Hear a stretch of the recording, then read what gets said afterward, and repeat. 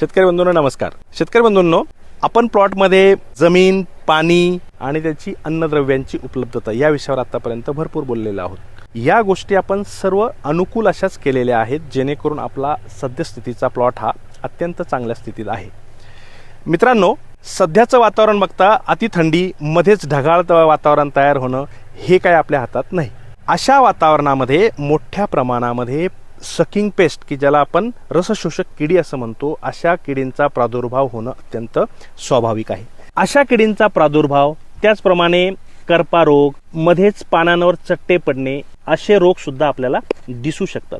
मित्रांनो, अशा गोष्टींवर आपल्याला परिणामकारक काही प्रिव्हेंटिव्ह आणि काही क्युरेटिव्ह स्प्रे घेणे अत्यंत गरजेचं आहे आणि ते आपापल्या प्लॉटच्या स्टेजनुसार किंवा रोग किडीनुसार आपल्याला घ्यायचे आहे. मित्रांनो, अशा स्टेजमध्ये आपण बुरशीनाशकं जसे की ताकद झालं, केविएट झालं, त्याच्यानंतर मर्जर झालं, असे बुरशीनाशक आपण यात घेऊ शकतो ज्यामध्ये स्पर्शजन्य आणि अंतर्प्रवाही अशा दोन्ही घटकांचा समावेश असतो. कीटकनाशकांचा विचार केला तर आपण क्लोरोसायपर घेऊ शकतो, याच्यामध्ये डेसिस 100 सारखी गोष्ट घेऊ शकतो. हे प्रिव्हेंटिव्ह आणि क्युरेटिव्ह दोन्ही क्लासमध्ये जाणारी औषधं आहे जेणेकरून आपल्या प्लॉटमध्ये रोगराई किंवा रसशोषक किडींचा प्रादुर्भाव होणार नाहीये. मित्रांनो, रसशोषक किडींना अजिबात हलक्यात घेऊ नका.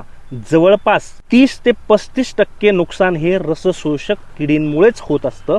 त्यामुळे यांना प्रिव्हेंटिव्हलीच आपण मारलं पाहिजे किंवा त्याच्यावर कंट्रोल केला पाहिजे. मित्रांनो, अशाच माहितीपूर्ण व्हिडिओसाठी आम्हाला नक्की फॉलो करा आणि संपर्कात राहा. धन्यवाद.